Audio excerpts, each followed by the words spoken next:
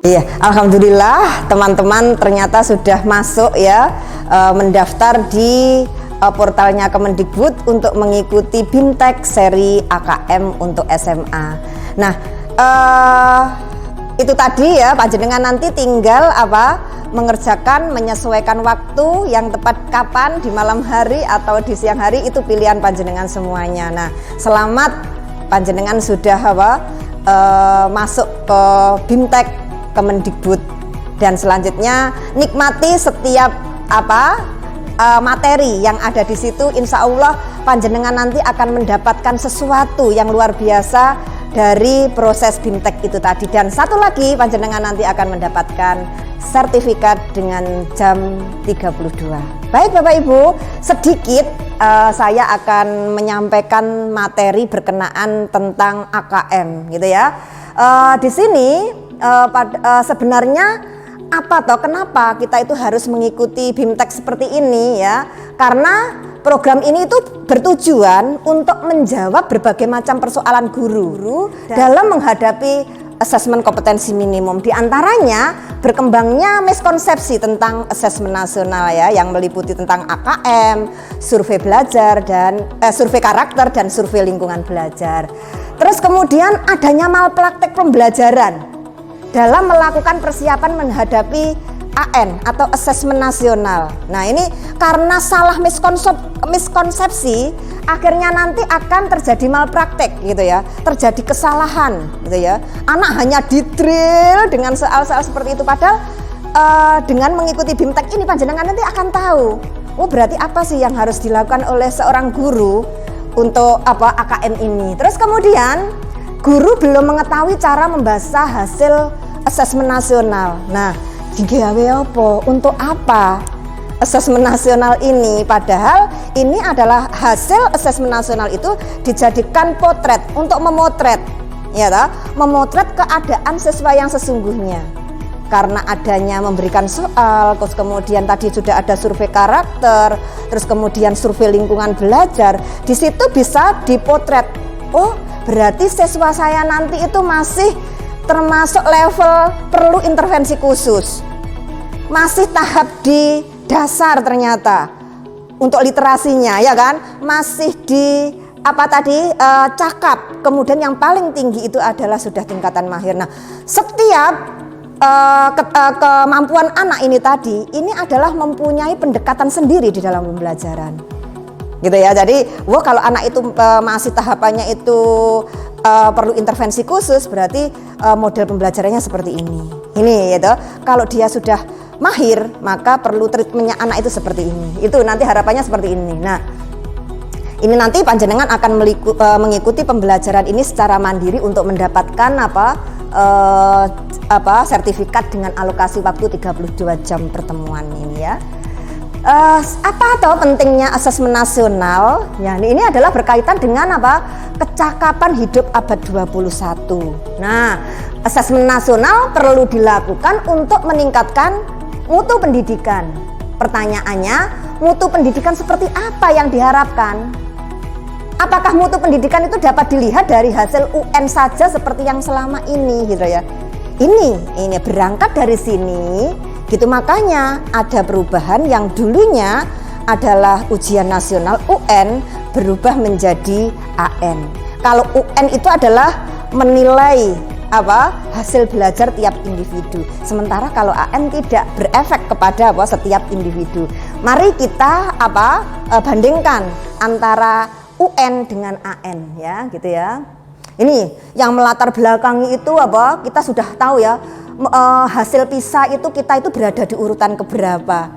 Ini yang membuat kita itu selalu tidak pernah berubah dari peringkat di bawah gitu ya. Skor PISA Indonesia stagnan dalam 10-15 tahun terakhir ya. Kondisi ini menyebabkan Indonesia menjadi salah satu negara yang konsisten dengan peringkat hasil PISA yang terendah. Ini ya. Nah, terus kemudian kecakapan hidup abad 21 dan profil karakter belajar Pancasila. Makanya di AN itu tadi kan ada yang namanya AKM, asesmen kompetensi minimum, yang menguji literasi membaca dan literasi numerasi. ya. Terus kemudian ada apa? Survei karakter. Nah, ini untuk mendapatkan apa? Profil karakter pembelajar Pancasila itu seperti apa? 1. Beriman dan bertakwa kepada Tuhan Yang Maha Esa serta berakhlak mulia, berkebinekaan global, mandiri, bernalar kritis, kreatif dan gotong royong. Ini terukur dalam apa? Survei karakternya nanti, gitu ya. Nah, kecakapan hidup abad 21 ini penting bagi guru dan siswa untuk mengadopsi proses pembelajaran yang berfokus pada pengembangan kompetensi di sini, ya. Pencapaian kompetensi siswa dapat diukur dari pemahaman konsep, keterampilan menerapkan konsep dalam berbagai macam konteks. Nah, gini ya Bapak Ibu, berarti kalau kita mau mengatakan bahwa AKM itu ada literasi membaca sama literasi numerasi, gitu kan? Nah, ini nanti membaca sama apa? Misalkan kalau membaca itu kan nanti ada 2 materinya, membaca sastra dan satunya membaca informatif.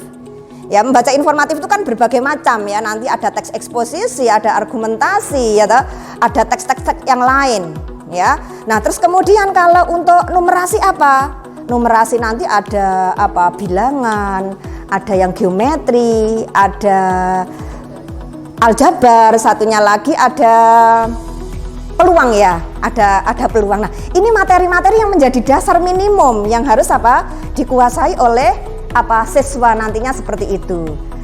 Nanti dengan demikian siswa tidak hanya menguasai konten semata lah, selama ini kan siswa hanya menguasai konten tersendiri gitu kan. Nah, sekarang itu tidak, berarti konten yang ada di literasi membaca dan literasi numerasi ini nanti dalam konteks berbagai macam pelajaran, seperti pelajarannya Bu Eva geografi gitu ya. Jadi nanti masuk, ini masuk dia karena ini ada sains ya, berarti ya. Kalau geografi mungkin sains. Terus kemudian sosiologi, sosial budaya, biologi sains, fisika sains, kimia sains. Nah, ini yang menjadi ya orang tuanya yang di awal itu adalah bahasa dan matematika. Nah, masing-masing nanti di tiap mata pelajaran, di konteks mata pelajaran ini panjenengan nanti harus anak-anak itu dibekali dengan keterampilan minimum ini tadi, yaitu apa? Literasi membaca dan literasi numerasi, dan materinya sudah jelas di situ. Begitu. Ngaten nggih Bapak Ibu nggih? Atau sampai di sini ada yang ditanyakan Bapak Ibu? Mau tanyakan kebinekaan global itu kayak apa contohnya Bu? Iya, ini ya. Sekarang kalau kebinekaan global, artinya kebinekaan global itu adalah kita itu berada di kita kan berada di Bhinneka Tunggal Ika ya. Kita ambil aja Bhinneka Tunggal Ika ya. Berarti berbeda-beda tetap menjadi apa di situ? Satu. Nah, sekarang berkebinekaan global walaupun kita itu berada di apa? Situasi yang berbagai macam jenis ragam di lingkup, yaitu di lingkup yang mendunia. Bagaimana kita itu bisa menyesuaikan dengan kehidupan apa global yang ada di dunia ini. Nah, kita harus punya filter, kita harus punya apa ya? Walaupun kita itu nggak dapat dipungkiri bahwa kita itu setiap satu daerah aja kita berbeda, satu lingkup aja kita berbeda. Nah, inilah perbedaan-perbedaan yang di skala kita itu sudah skala global ini. Nah, kita harus apa? Bisa menjadi apa? Bisa saling apa istilahnya ya? Kita bisa saling paham gitu ya. Menghargai gitu loh ya.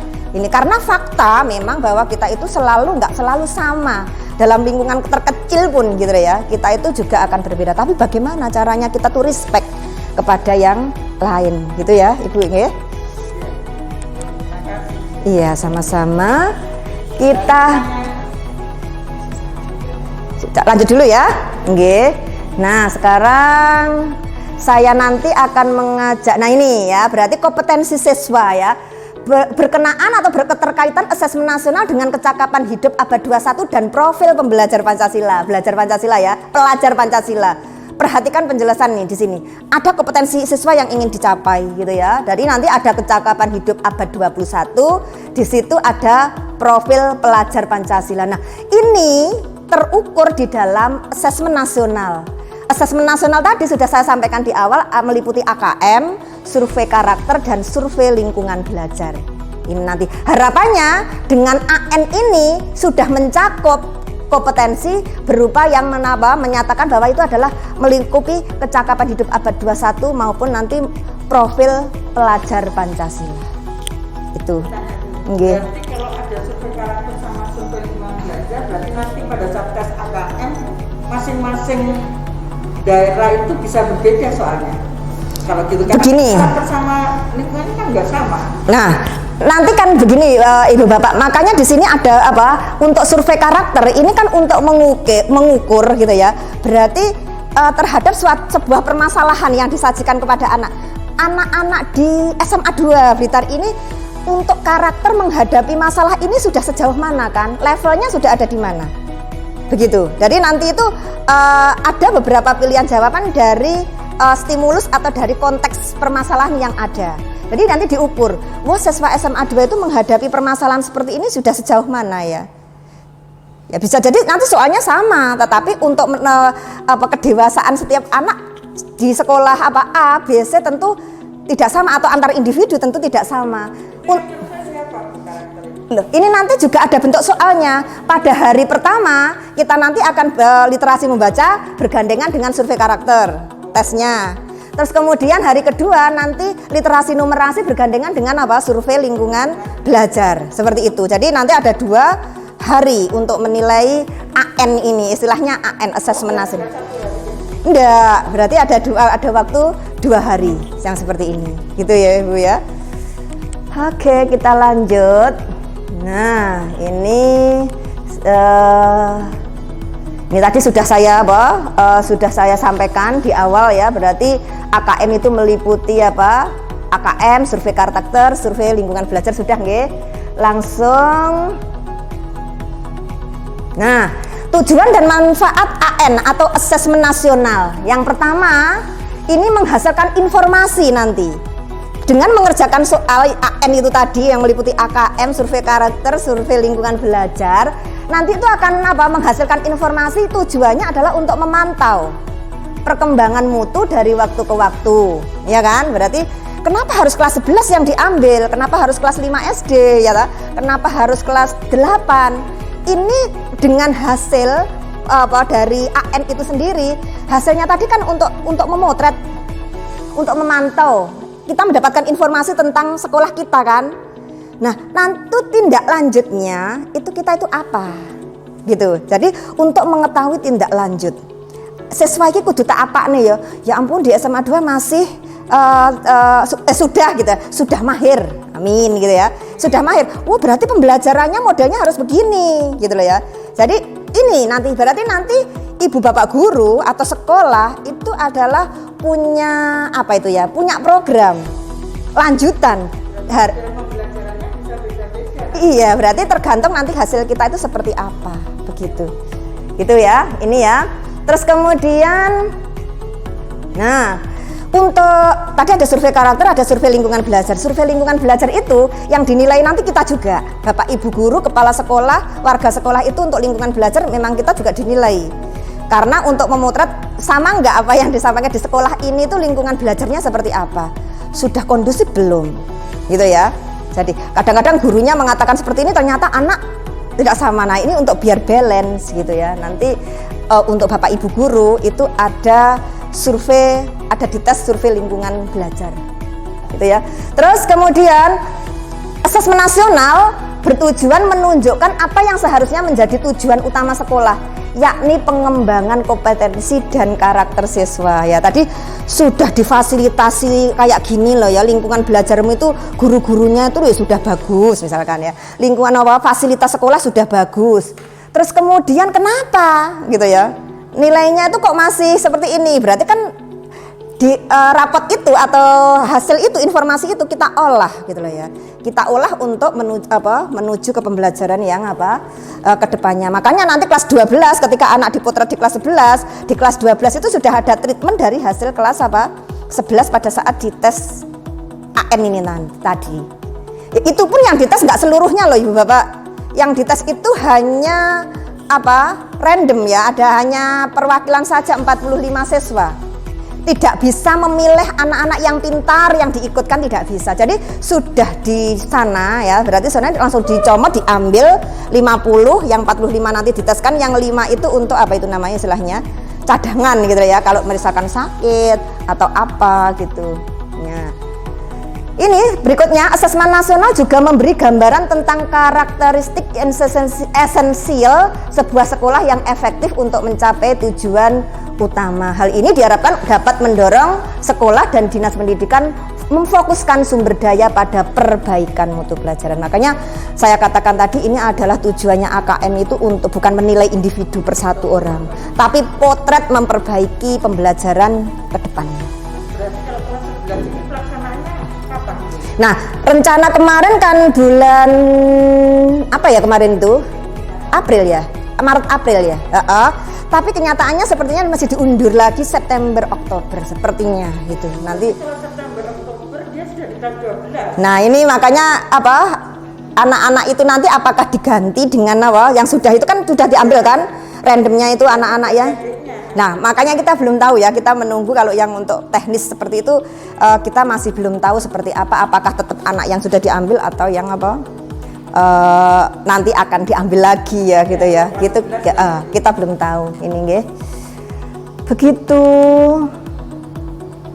ini. Nah, membandingkan asesmen nasional dengan ujian nasional ini ya Ibu Bapak ya, pembandingnya dari tujuan. Kalau AN, asesmen nasional yang akan kita lakukan mengevaluasi mutu terkait sistem pendidikan. Kalau ujian nasional mengevaluasi capaian hasil murid secara individu, sangat berbeda gitu kan. Jenjang penilaian ini SD, kalau asesmen itu SD sampai sekolah menengah ya.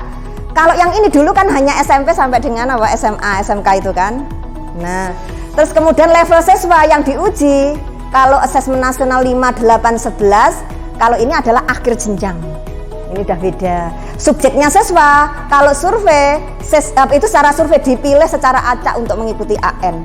Kalau itu harus semua untuk ikut gitu ya, yang apa tingkat akhir pada semua siswa yang mengikuti UN itu tadi. Beda, sangat beda. Model soal, nah ini Ibu Bapak, kenapa itu di sekolah itu harus apa? Bapak Ibu seperti Pak Abu Sani bilang itu ya, matur ke panjenengan semua bahwa anak-anak sudah harus dilatihkan apa? Soal-soal AKM. Nah, ini memang saya kemarin sudah mencoba ya, ternyata memang anak-anak memang harus gitu ya, dilatih untuk ini. Karena model soal ini sudah beda. Kalau pilihan ganda itu dulu ya, itu kan pilihan ganda dengan satu pilihan jawaban. Kalau yang ini pilihan ganda dengan satu jawaban, pilihan ganda kompleks. Itu biasanya kalau di Microsoft Form itu bentuknya kotak gitu ya. Itu boleh menjawab lebih dari saya coba itu juga anak-anak. Terus menjodohkan nanti isian singkat dan uraian. Jadi tidak melulu hanya pilihan ganda seperti di UN, tidak. Jadi Ada uraian singkat maksudnya. isian singkat itu adalah jawaban tepat, misalkan hanya satu kata atau satu frase atau satu angka kayak gitu ya. Namanya isian singkat. Uraian berarti menjelaskan ya, menguraikan ya jawabannya itu. Iya, jadi inilah makanya yang dimaksud Pak Abu itu adalah panjenengan itu bisa membuat berbagai macam model soal yang dilatihkan kepada anak-anak biar mereka nggak kaget gitu loh. Kenyataannya saya sudah menguji sendiri, nilainya amburadul gitu loh ya. Karena sudah terbiasa dengan pilihan ganda dengan satu jawaban. Ya itu, ini ya. Sasaran penilaian. Nah, ini kompetensi literasi, membaca maksudnya, numerasi, karakter serta kualitas dan iklim satuan pendidikan yang mendukung pembelajaran. Kalau yang ini penguasaan terhadap mata pelajaran sudah sangat beda. Nah, metode penilaian di sini sudah memakai computerized multi-state adaptive testing. Kalau yang ini pakai CBT dengan paper BIS test. Ini tadi ya. Oke. Bu tanya ya Bu, Ya. terus misalnya pada tujuan pelaksanaannya itu terus misalnya kan itu untuk mengevaluasi mutu terkait sistem satuan pendidikan. Terus misalnya kita tuh masih rendah, gimana itu Bu solusinya? Nah, karena kita misalkan rendah, Iya. kita kan nggak bisa memanipulasi siswa. Iya kan, istilahnya hasilnya itu loh memang dia itu masih perlu intervensi khusus. Ya kita tuh harus, guru-guru harus menyesuaikan diri dengan kemampuan siswa. Treatment kita bagaimana, mengambil langkah-langkah kebijakan seperti apa sekolah itu terhadap sekolah kita, gitu ya. Karena kan yang masuk ke kita kan juga kayak gini ya Bu. Iya. Pengaruhnya gitu loh Bu. Maksudnya pengaruh dalam hal apa Ibu? Ya itu tadi pengerjaan AN-nya itu. Ya memang itu tidak, kita memang tujuannya kita biar tidak dimanipulasi gitu loh ya. Kita tidak dimulai karena ngambilnya saja kita sudah random ya. Ini kita tadi ngambilnya anak itu dicomot, ndak iso milih sing bocah sing pinter-pinter tok sing IQ-nya sekian ya yang diikutkan. Tidak bisa, sekolah tidak punya hak untuk ikut serta dalam menentukan kebijaksanaan mengambil si anak ini, gitu, tidak bisa. Gitu. Tuh ya. Nah, itu karena kita itu ingin dipotret dengan sejujur-jujurnya, maksudnya kan begitu. Kadang-kadang itu sekolah kan merasa gengsi, iya kan? Sekolah itu, aduh, kita itu kan apa? Ya ampun, sekolah kita mau sok gini, ayo kita mau gimana manipulasinya, gitu. Makanya. Manipulasi, tapi misalnya kalau jelek, apakah terus kita nanti kan akan itu sekolahnya AN-nya jelek, nah, takutnya kita akan dicap seperti ini. Nah, itulah sekarang itu penilaian masyarakat itu memang hanya berdasarkan gini ya, seperti produksi ya Ibu ya. Kalau barangnya seperti ini, kalau sudah terjadi peningkatan itu proses produksinya kan bagus. Itu sudah prestasi. Prestasi itu tidak bisa disamakan. Misalkan anak yang barusan iso berjalan itu kan sudah prestasi kan. Nah itu loh, sekarang itu bagaimana toh kita itu mindset kita gitu ya. Mindset kita itu harusnya diubahnya, yang namanya prestasi ki nggak iso lelek pamane bocah sumbernya itu sudah bagus kayak ini menjadi baik, itu kan sudah lumrah kan. Tapi kalau ini sudah biasa barang ya ampun telo sing wis elek gruncitan itu loh ya, kita olah dengan sedemikian rupa kemudian menjadi makanan yang enak. Nah itu loh kan baru prestasi. Nah maksudnya itu begitu. Jadi barang yang sing duweku barang elekan ginilah gitu ya, barang seperti inilah. Terus kemudian kita olah gitu ya, kita olah survei karakternya anak seperti ini, terus kemudian tadi lingkungan belajarnya juga sudah mendukung ya, kita punya alat yang canggih ya, kita punya sumber daya manusia yang luar biasa ya, ayolah makanan yang bahan baku yang biasa-biasa saja itu kita olah bagaimana menjadi sesuatu yang enak yang tidak kalah dengan sebenarnya itu sih kalau saya memahaminya Bu Eva ya, kayak begitu gitu. Bisa kita lanjut? Cuman kalau lihat dari anak-anaknya yang kan random ya Bu. Saya lihat kalau kemampuan anak IPA saya ngerti, kalau kemampuannya anak IPS kelas 11 kan saya paham juga banyak anak-anak yang agak bawah itu tapi banyak yang takut di AKM gitu loh Bu. Nah takutnya kita itu nanti pas misalnya ada jeleknya gitu terus dicap jelek terus nanti. Kalau menurut saya ya, kalau kita semua sudah punya kedewasaan berpikir ya, makanya mindset yang harus diubah itu tadi ya. Sekarang kalau misalkan anak ini loh ya, aslinya itu loh kelas 11 itu dia itu di tes, hasilnya itu perlu intervensi khusus. Alah setelah di kelas 12, setelah diolah sedemikian rupa oleh Bapak Ibu guru, itu jadi begini loh. Nah, ini kan prestasi kan gitu loh. Makanya mindset orang itu ayolah kita rubah. Jadi yang namanya proses produksi itu terjadi peningkatan, itu loh prestasi gitu loh. Gitu ya, mungkin mindset kita ya seharusnya mungkin yang harus diubah. Kenapa? Mindset, betul. Makanya kita itu harus mengubah mindset kita. Ojo menuntut sesuatu itu sesuai standar yang itu di luar dari kayak kita ya, kita itu menuntut anak kita harus sekolah kedokteran misalkan ya, katakanlah begitu ya. Padahal kita kan misalkan anak pertama pinter gitu ya, anak kedua biasa, anak yang ketiga, apa bisa kita menuntut anak kedua ketiga itu sama dengan kakaknya yang seperti ini, sama seperti itu. Mindset orang tua tentunya yang harus dirubah. Nah ini sama mindset masyarakat dan mindset sekolah itu yang harus diubah begitu. Itu makanya mengubah mindset itu bukan sesuatu yang mudah gitu ya Bu Eva. Mungkin Wajengnya setuju juga ya, itu mengubah mindset itu seharusnya yang harus kita lakukan begitu. Nah ini Ibu Bapak, asesmen nasional itu bukan pengganti ujian nasional. Ada yang miskonsepsi ya. Sekarang UN diganti AN.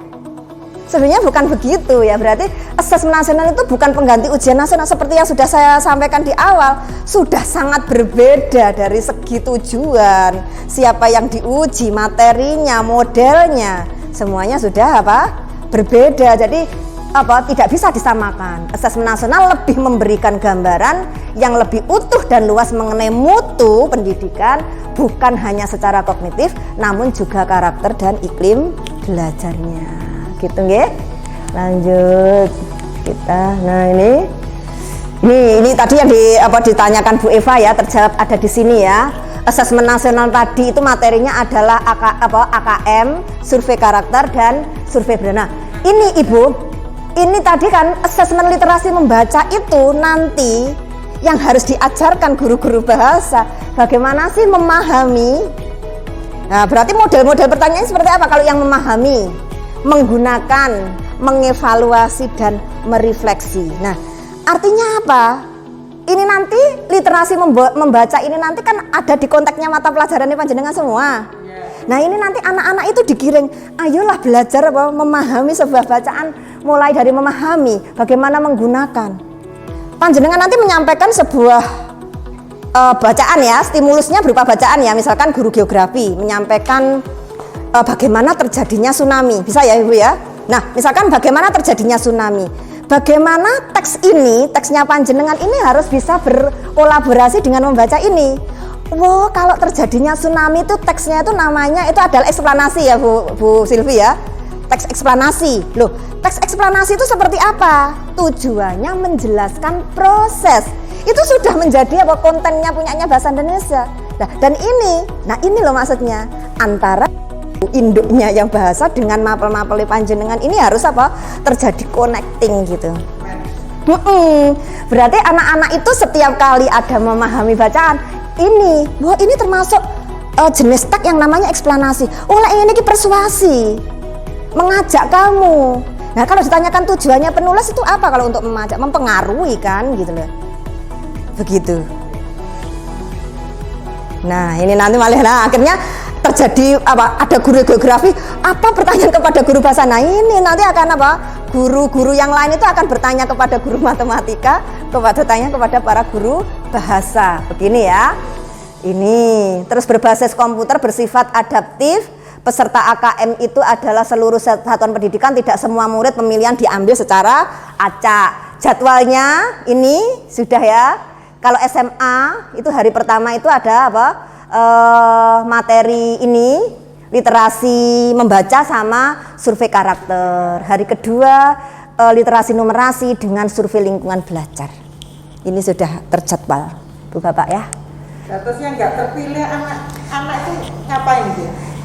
Ya karena itu kan hanya mengambil waktu yang tidak lama tuh Ibu. Kan 2 hari hanya berapa menit, 40 berapa itu tadi? Ada berapa menit? Kalau untuk survei karakternya aja 30 menit, terus 90 menit kalau nggak salah ya Bu ya. Kan hanya memakan waktu itu. Jadi memang anak yang dipilih itu tadi memang meluangkan waktu. Untuk yang lain tidak ada masalah gitu ya. Berarti mereka tetap pembelajaran seperti biasa. Untuk yang anak-anak ini adalah mengikuti ini. Begitu. Jadi karena itu, nggih. Begitu.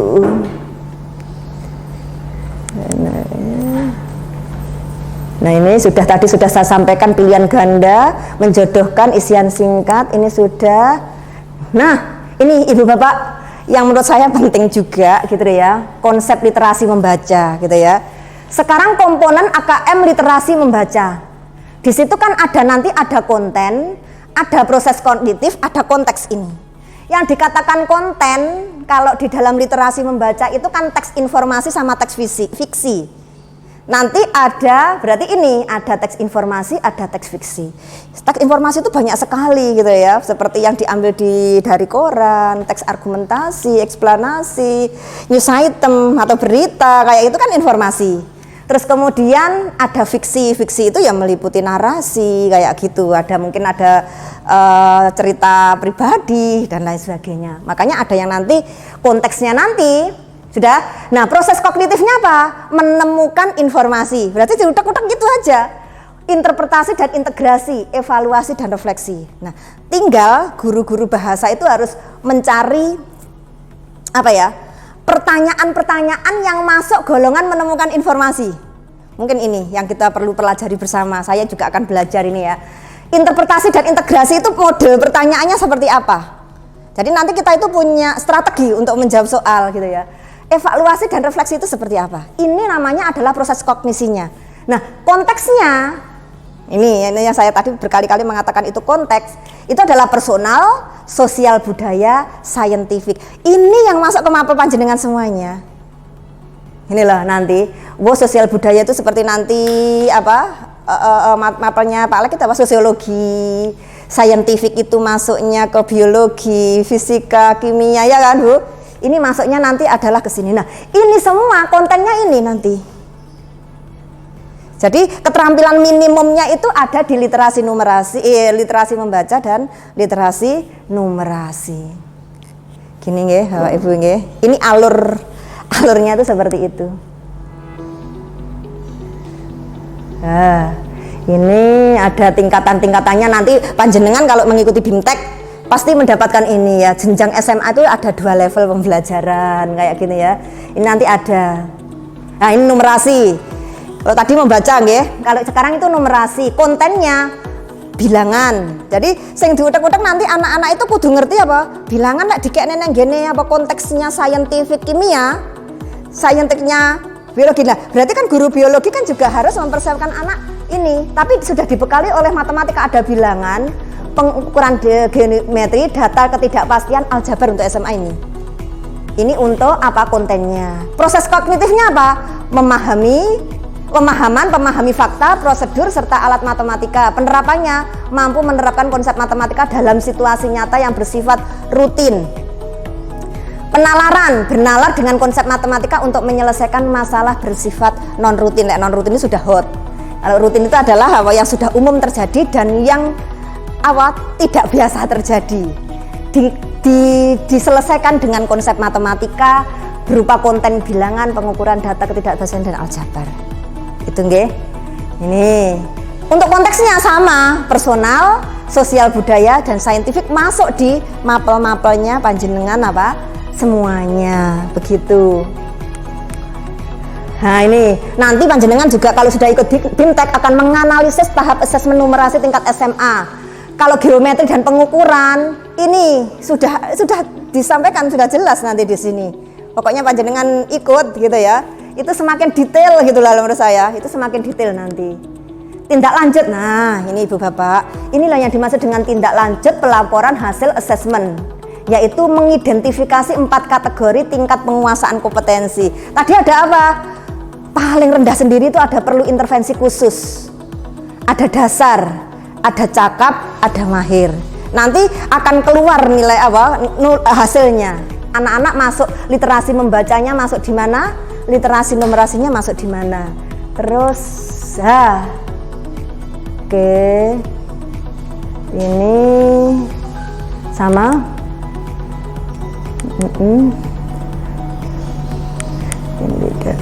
Nah, ini analisis kategori penguasaan kompetensi untuk tindak lanjut pembelajaran. Nah, ini nanti kalau anak itu intervensi khusus, ini ya misalkan ya nanti sudah ada sebagai pemula siswa biasanya memiliki ini ya, misalkan dia masuk kebutuhannya ini, anak yang intervensi khusus, struktur pembelajarannya ini, formal informalnya ini, pendekatannya ini, nanti ada.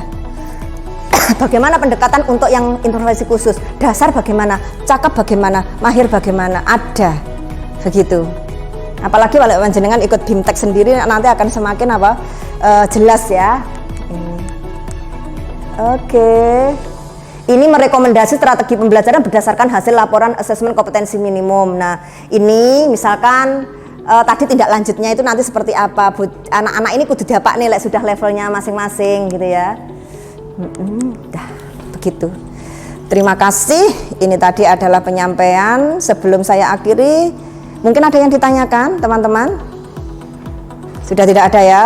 Terima kasih untuk kehadiran teman-teman. Semoga kalian bisa mengikuti BIMTEK dengan menyenangkan gitu ya, dengan menyenangkan, dinikmati setiap prosesnya. Nggak usah yang terlalu waduh nanti begini-begini. Diniatkan bahwa kita itu adalah belajar. Kalau niat kita itu adalah untuk mengembangkan diri, upgrade kita, upgrade nilai, upgrade untuk diri kita sendiri, saya pikir itu nanti akan semakin nyaman ya. Selamat berbimtek ria gitu ya. Terima kasih, mohon maaf jika ada tutur kata atau penjelasan saya yang kurang berkenan dan lain sebagainya. Mohon maaf. Wassalamualaikum warahmatullahi wabarakatuh.